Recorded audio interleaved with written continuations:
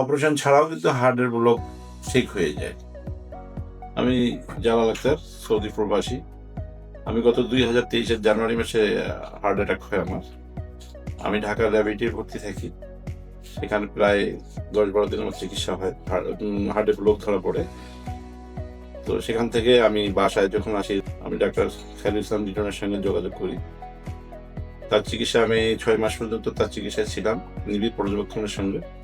আমি ওর চিকিৎসা নেওয়ার পর থেকে আর সিঁড়ি বেয়ে 8 তলা পর্যন্ত আমি উঠতে পারছি, 8 তলা অথবা 10 তলায়, কোনো রকম সমস্যা হয়নি। আমাদের দেশে তো হার্টের রোগ অনেক, বিভিন্ন ধরনের বিভিন্ন ডাক্তাররা আছে, অপারেশন করে। তা আমি যতদূর জানি, আমি ওর কাছে চিকিৎসা নেওয়ার থেকে দেখলাম যে অপারেশন ছাড়াও কিন্তু হার্টের ব্লক ঠিক হয়ে যায়।